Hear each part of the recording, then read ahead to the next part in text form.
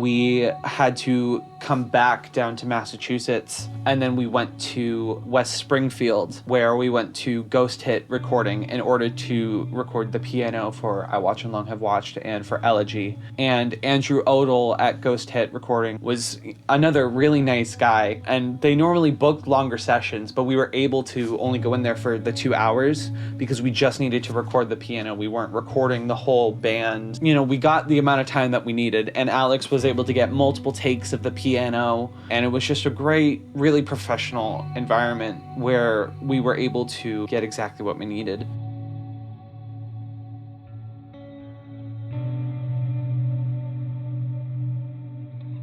Ghost Hit was awesome. The engineer knew way more than I'll ever know about anything. He did an amazing job tracking the piano. Well, I mean, I tracked the piano, but he put the mics, and he did an amazing job putting the mics where they needed to go to get this huge, full, and modern sound, which is exactly what I was hoping to get.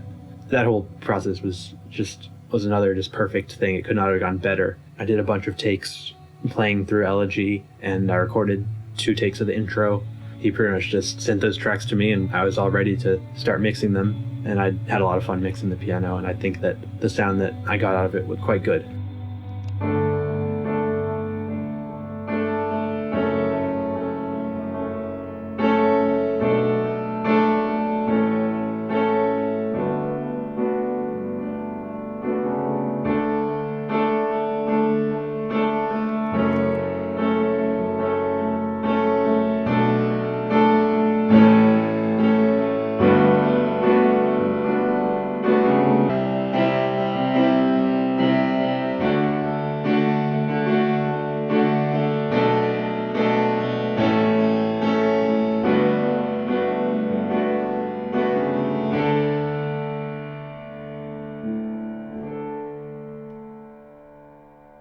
As far as I remember, the first thing we wrote was an adaptation of a song that we tried to write way before this album was even known or we had any idea about it, just like a demo that we recorded. We were just all standing there, our garage and practice room, and we just learned how to play those parts again, and we wrote "And After All, Is This Temporary?" And that was the start of writing this new concept, new and improved. I can clearly remember we were just playing that one chorus of Elegy just like 4 or 5, 6 times in a row, just sort of feeling it out, trying out different parts, trying out different musical ideas. It felt right.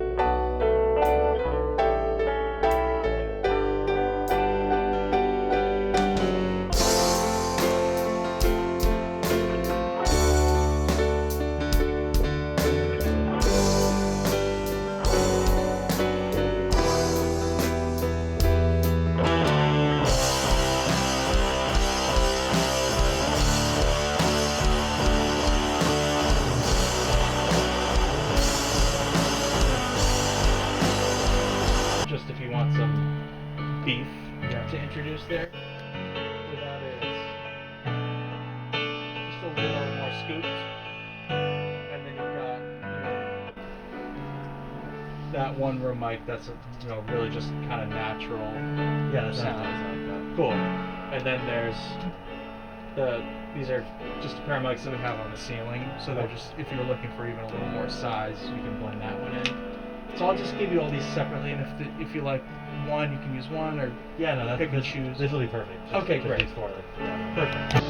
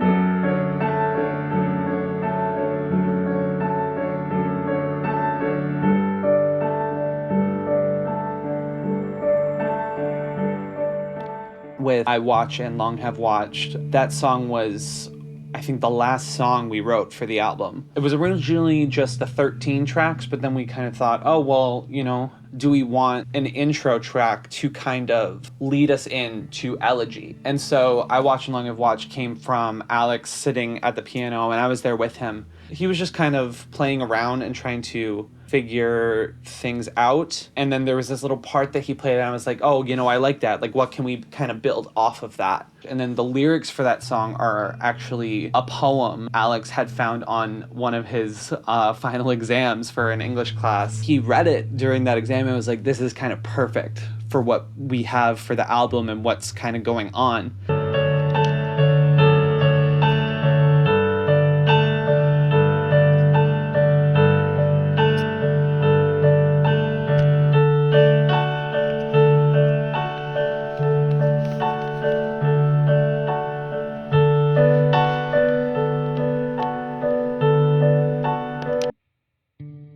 Essentially, we had booked, I think it was a week straight with Bob, which was kind of like how we had done our previous 2 albums. Move to the City was maybe 4 or 5, and Amateur Therapy was a week. And so with this, it was obviously had planned, you know, to kind of get everything done on a certain day and have it all done within that week. But that did not happen.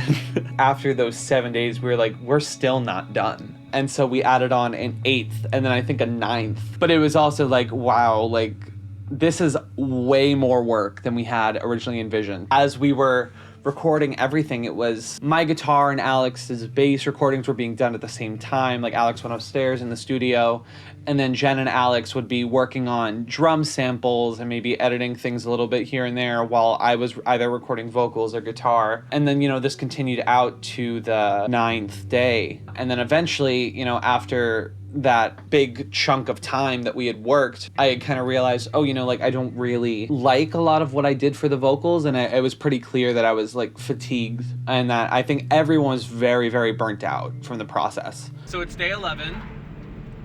We are going back for our last studio session to finish up the rest of the vocals, and then we're going to record a bit more at home this weekend for anything we missed or any harmonies or anything like that. This is just to make everything more perfect and to finish up the recording of the album. So yeah, fingers crossed.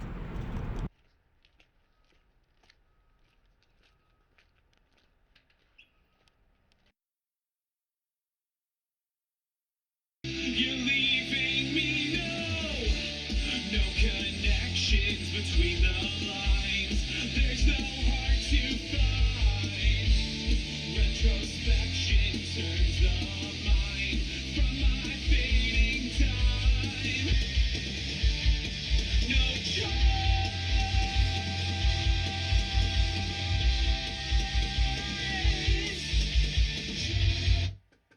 Okay, we'll do another one. Forget the fact that I'm broken. Dream of a world that doesn't look like you. Taking the place of a homeless ending. Leaving behind what I'm defending. I lost myself for days. Now I'm rising from the flames. Fighting and clawing at this haze that fights me always. Down, and I'll crash into the sun.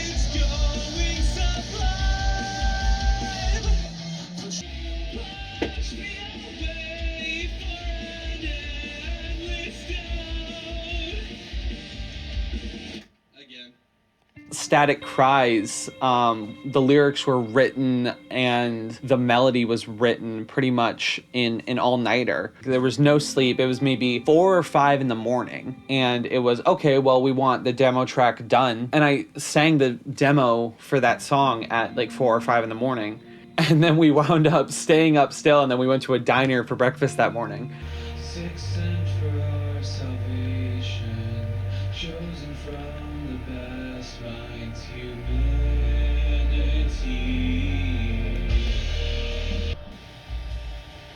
Your fine receding, throwing myself at an endless expanse, losing what's left of my only chance.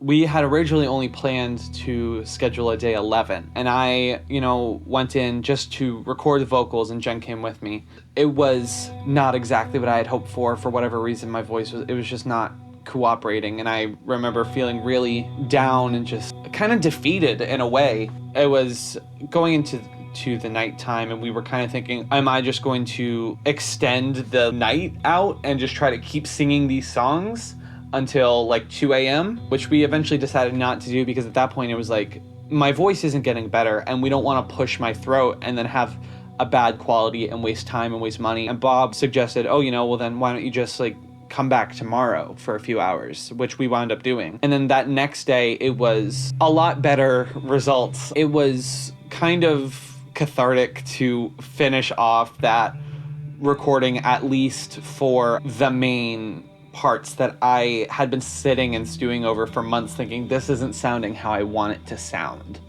Once it did, and I was happy with the takes, it was a good feeling. Losing phase, out of place, no escape.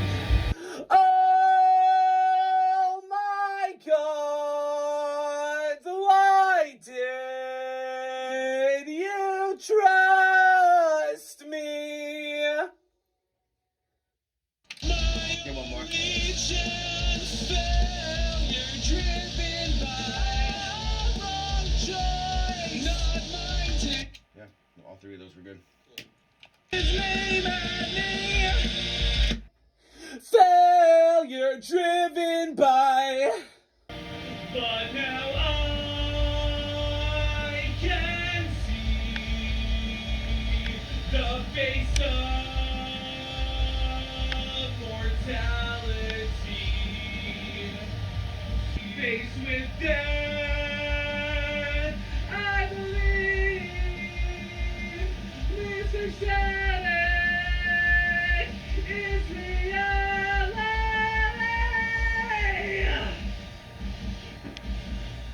It's that last word that changed.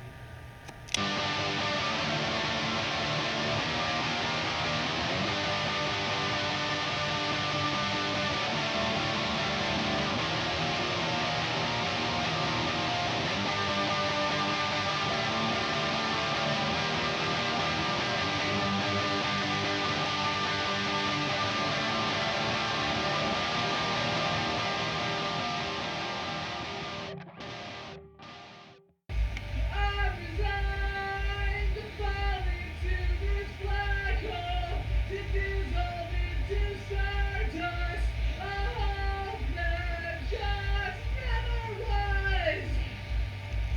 Faced with death, I believe. That was good. Mr. Static